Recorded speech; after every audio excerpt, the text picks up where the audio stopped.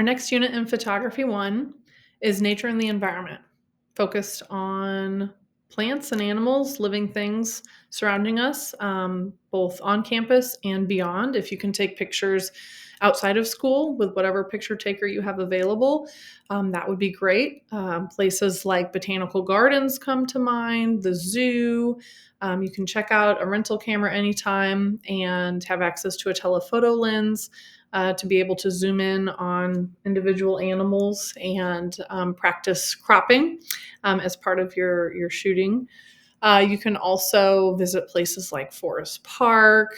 I think of places even beyond, like Elephant Rock or different locations around Missouri if you're willing to drive a little while. But even in urban settings, you can find trees growing through pavement, and any place where there's almost a conflict or interaction between nature and the man-made world is definitely up for grabs as well. So think creatively about where you can find nature in your environment, even within our own classroom. There's lots of opportunities to photograph nature. So we're going to look at several examples where this is done well in photo history, and we'll talk about some great composition strategies to use when photographing nature and the environment. Think about mood and atmosphere. That's one great way to incorporate emotive qualities or emotion within your work and almost create visual poetry. The time of day can definitely be a factor, whether you're photographing in the morning or late at night or in midday. All of these factors go into affecting the mood within your photograph, as well as any atmospheric perspective or atmospheric effects that are going on, such as fog or rain. Obviously, you don't want to get your camera wet, but within reason, there's lots of different times of day and atmospheric effects that can be captured in camera in order to make stationary objects like trees look different from day to day. They're never quite the same way twice, especially with photographing clouds in the sky, for example. They're always changing and always different. So we're going to look as well today at how to use shutter speed and the effects of motion to capture different effects in our nature photography as well. I like to always introduce our next camera assignment when we're about halfway done with the one prior. So we're still working on Anything Goes, but now you can be thinking about how to incorporate nature in your pictures as well and shooting for both. So you might save some of your pictures in your Anything Goes file and then start accumulating now some in nature as well. So think about how you can find wide angle shots of the landscape, but then also zero in close on certain details of that area. So maybe you're focusing on certain plants or flowers that you found within your wider landscape. Maybe you're shooting at Castlewood State Park and you have the large vista overlooking the river bank, but you wanted to zoom in on a couple of leaves on the tree that catch your attention, or even photograph a portrait through leaves. If there's people in your pictures, that's fine, as long as they're not the main focus. The main focus should be on plants or animals.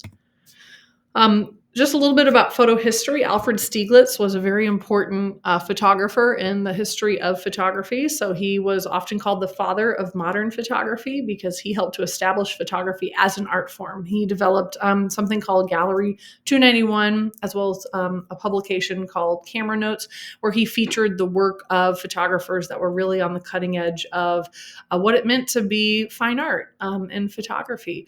At the time, at the turn of the century in the late 1800s, photography was only considered a art form if it looked like painting. So it had to be out of focus and blurry, have this emotional quality to it, usually storytelling like King Arthur and Camelot and some mythology. All those subjects were all kind of looking back to what was pre-Raphael paintings of the High Renaissance, and they were trying to emulate that in their work. Well, Alfred Stieglitz came along and said, not anymore. You don't have to take a picture that looks like any deeper subject. It could just be a picture of a chair, and as long as it's well focused and well balanced and has good composition, You can put it on the wall in an art gallery and call it art. This was a novel concept at the time. Nobody had ever really looked at photography this way. And at its conception in 1826, photography was viewed as just a way of documenting the real world, or if it was artistic, it was just for portraits. So he really started to explore the world around him and take pictures of nature, which was not really done before that. As shutter speed started to get faster, he was more able to capture the world around him, whether that be scenes from Germany, where he was born, or and studied. He also had the advantage of being from a wealthy family, so he was able to just explore and take pictures of whatever he wanted. He wasn't limited by money in that sense, where other photographers may have had to open a portrait studio, to stay in business. He was able to photograph anything that he wanted. And he established photography as an art form in that way through his Gallery 291 in the streets of New York. He also was very famous for a series of clouds. He took over 350 pictures of clouds throughout his life that he liked to call equivalents to music. So in the same way that he thought music was generally accepted to be pretty abstract, he felt photography could be abstract as well, and call on some of those connections between music and photography as an art form. And he did so with, like I said, lots of cloud pictures, but also images around the streets of New York, kind of looking for quiet moments and overseen, overlooked moments of nature kind of peeking through. Another huge name in the field of nature photography was Ansel Adams, born in California. He spent a 60-year career photographing for the National Park Service, really trying to protect the landscape. He was one of the first documented environmentalists before environmentalism was even a thing in the 1970s. Ansel Adams was working in the 1930s to protect the giant sequoias and the national parks, particularly Yosemite being one of his favorites. And this was interesting because his father was a lumberjack and was, cutting down trees at the same time Ansel Adams was striving to protect them and show the world the beauty of the West, and those decision makers in the East helping to influence their minds by showing them how beautiful these landscapes were and how they deserve to be protected for future generations to appreciate. So he was a visionary in that way. He also was famous for developing something called the zone system. So this was before Photoshop, before digital photography came around, where you could just edit a photo on a computer. He was using enlargers, using dodging and burning, lots of very technical techniques that he invented in order to have a wide range of values, from darkest dark to widest white, with details in every area. So he donated his 8x10 inch negatives to a university in California for students to print from, but nobody could print a photo exactly like Ansel Adams. So no two are alike. They are very detailed, very highly detailed in both the shadows and the highlight areas. And he was also a founder of the F64 group, which was a group of landscape photographers that were interested in capturing universal depth of field. So this would be details all the way in the background and the trees as far back as the eye can see, all the way to the rocks in the foreground, as close to the camera as were captured. So he was really instrumental in helping to establish just environmentalism as something that people cherished and participated in. So usually you'll see his photos in like doctor's offices or dentist offices with a motivational quote underneath, because his photos are so synonymous with the natural world. Here's an example: Clearing Storm from 1944. And you can see some composition strategies at play, such as the rule of thirds, where the horizon line is on like the top third line, really highlighting the field of rocks that are moving away from us in space, creating that dynamic rhythm of our eyes as we follow the size of the rocks as they're getting smaller. The emphasis really being on the big rock right in the center. But the space is also shared with those two triangular peaks of the mountains in the back, and the light diagonal leading lines kind of drawing our eye in. Contrast is also a big theme in his work. Edward Weston was a contemporary of Ansel Adams, also one of the F64 group members, landscape photographer for the National Park Service, mostly working in Point Lobos, California. He's best known for his landscapes, such as in this one, and beyond. But he was also known for his pepper series because he took deformed vegetables and would photograph them in such a way and in such lighting that they almost looked like embracing couples, and had a very personified look to them. So they were beyond just peppers. And this was, again, a very novel concept at the time in art where something could be more than just what it was. So these are Edward Weston landscape photographs. And then Andreas Gursky, moving further ahead in time, Andreas Gursky is a modern photographer that's still working to this day. This is his example, Rhine 2 from 1999. This was his favorite photograph of his own work. And this is also noteworthy as being the most expensive photograph of all time. It was sold at Christie's in New York for $4.3 million back in 2011. And I believe it still holds the record for the highest grossing photo sold of all times. Paintings, of course, have sold since then for higher. But in terms of photography, this one was the most expensive. So people generally have different reactions to that, thinking I could take a photo like that, or I could Photoshop it in that way. He was very well known for he is well known for his photo manipulation, using Photoshop to highly alter the look of an image. So you can see here is Bahrain, a road in Germany. Doesn't even look like a road anymore. He's used the warp tool to such an extent that it's hard to recognize. So he took a factory out of the background of this one, warped it in such a way that all the lines seem straight. It feels very, clear cut and straightforward. He called it the meaning of life. It was one interpretation of it. He also interpreted it as the effect of man on nature, what we do to nature, which tends to be to eliminate all the idiosyncrasies, and maybe go for the perfect lawn instead of having any weed out of place. Sort of this like straight lines, very geometric approach to nature that man tends to take. For better or worse, he's making a political or a social comment on that with his work. And in all of your photographs, I want you to think about using the composition strategies that we talked about last class. Rule of thirds definitely comes into play. You want to get in the habit of just using rule of thirds at first for every photograph and then recomposing if you see that it needs something different. But most of the time, asymmetry is the way to go. With landscapes, that looks like maybe putting the horizon line on that bottom third, or to highlight the sky. Or if the ground is more interesting with an S-curve of a river or something, put that on the horizon line on the top third line, and the horizon lines where the earth meets the sky. Place important elements on those visual magnets, the intersections between the rule of thirds, so that the viewer's eye is naturally drawn to those areas in the composition. And once you get into the habit of looking at the world this way and with these composition strategies, you can start to break the rules creatively, but you can't break them until you know what they are. So we got to practice those, get them second nature, so it's kind of muscle memory, and then you can always break those rules creatively. Another rule is to use framing. Nature is a great excuse to find breaks in leaves, using a really heavy tree branch as like a bordering element. It's any kind of opening that you find where you can like view your subject through that opening, taking a picture of something in between you and the subject in order to keep the viewer's eye there. Leading lines draw the viewer's eye right to the subject, just like arrows.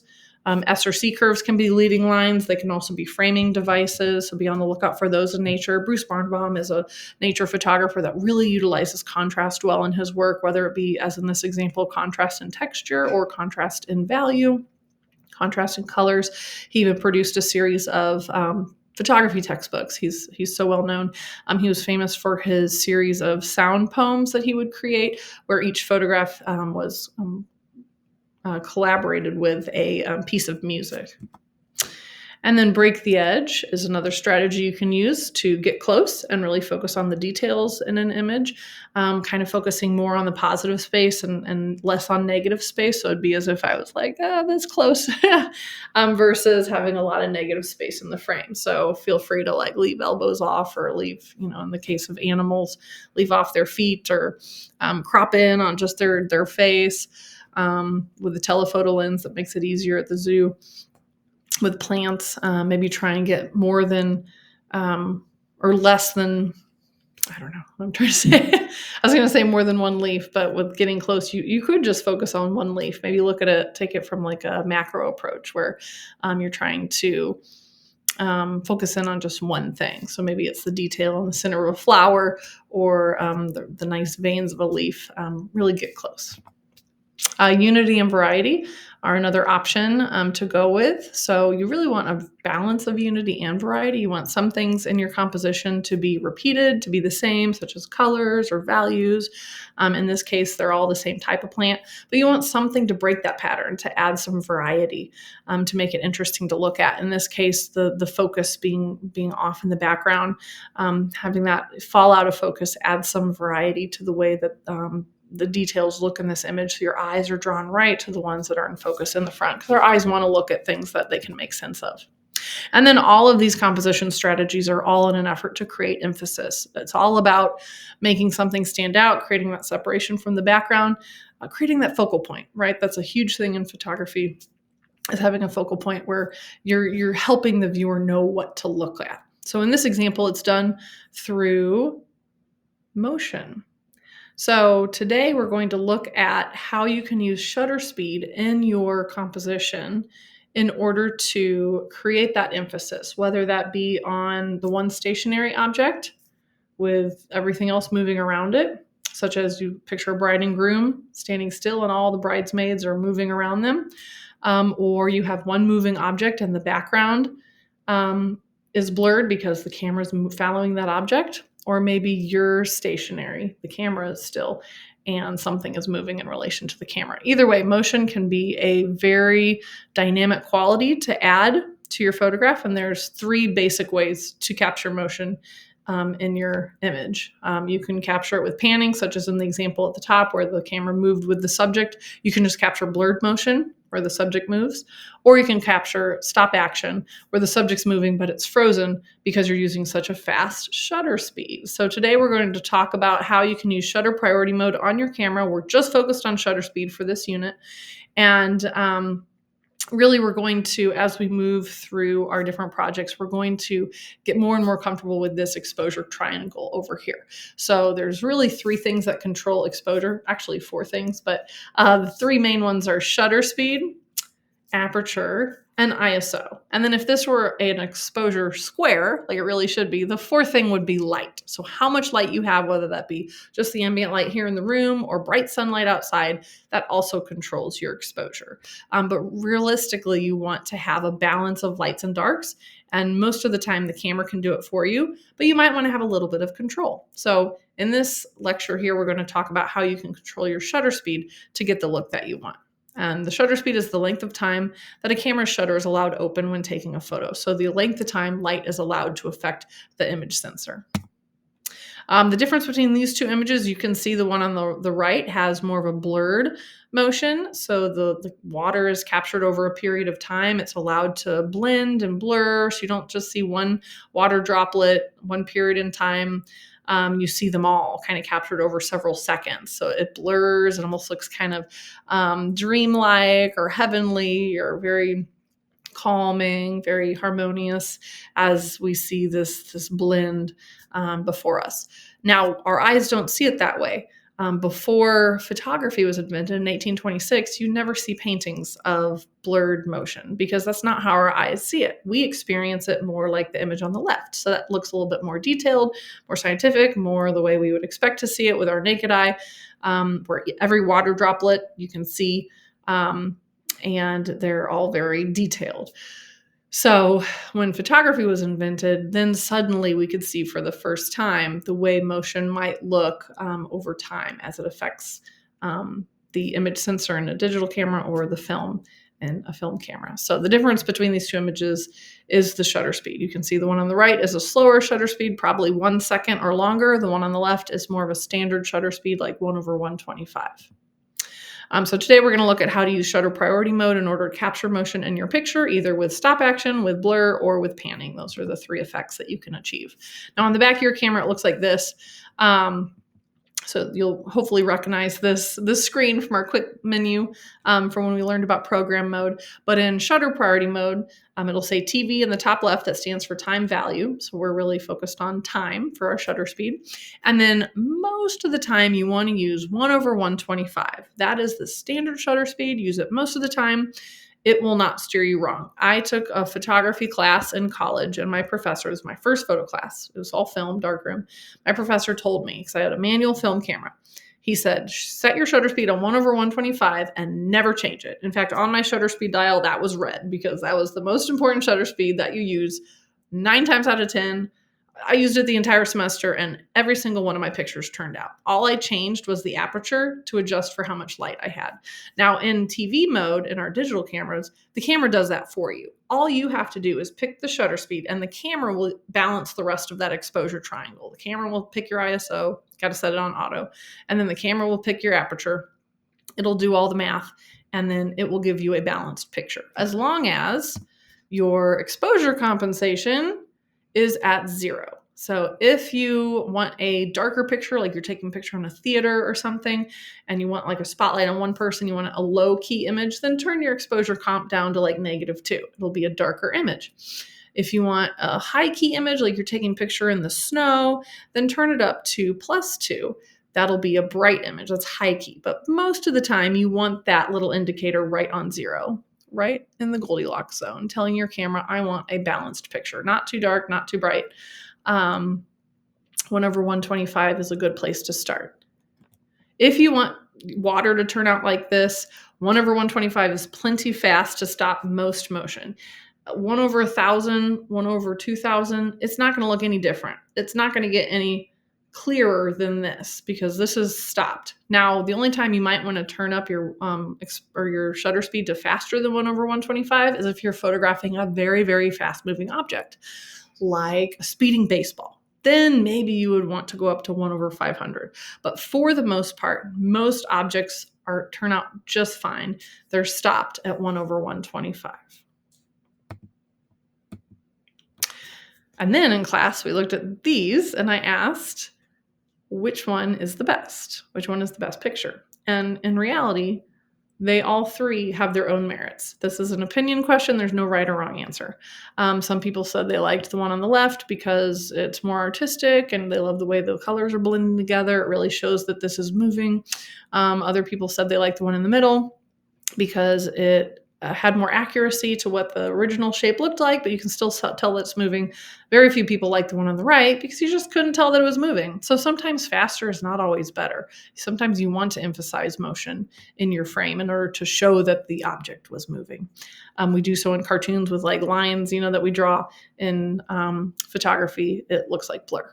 So then we went outside and I had everyone take pictures at 1/4 of a second because 1/2 of a second is kind of hard to get to on our class cameras. It looks like little apostrophes. It says '5. The apostrophe is like a decimal point. So it's hard to get to 1/2 of a second, but you can take a picture at 1/4 of a second and it works about the same.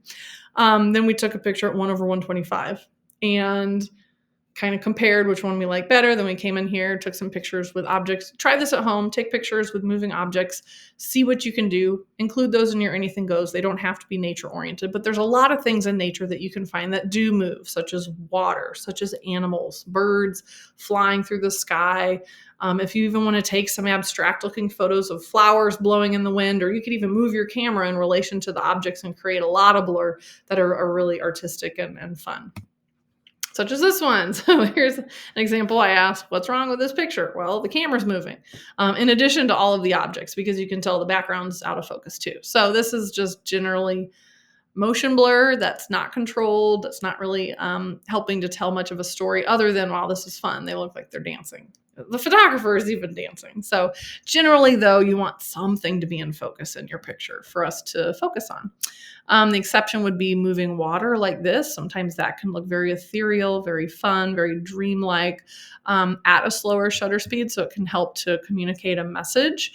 And other times you might want the water to be photographed in a split second, like especially if there's a person involved. You typically don't want people to be out of focus because it's not as flattering as maybe moving water. So this one was probably 1 second or longer, usually taken at dusk when the light is less. You'll notice if you're outdoors in bright sunlight, it's hard to take a long shutter speed because you're going to overpower your image sensor and the pictures are going to be too bright. So you have to compensate for that with the ISO. But typically outdoors, maybe the lowest shutter speed you could use is like 1/15 of a second, unless you put like a neutral density filter on your camera lens, which will darken it. So usually during the day, pictures of motion turn out like this at 1/125 or above. And we talked about panning, again, moving your camera with the subject so the background is blurred. And then down below, that would be stop action, more like 1/125 or faster. You can still tell that the horses are moving. It's much more obvious than the one above. But down below, it's not wrong. You can tell they're moving because their feet are off the ground. So sometimes you want that stop action, especially if you're trying to document the Olympics or something like that, where it really matters the number on someone's jersey. And for the storytelling, it's very important to have stop action in a fraction of a second. So that's your assignment. Take 100 pictures. Think about the time of day and the atmosphere that you might want to capture. Think about using composition strategies that help to enhance your subject and emphasize what you want it to. And then turn in your screenshot of 100 thumbnails along with 5 to 10 edited final JPEG images. Happy photographing. Thank you.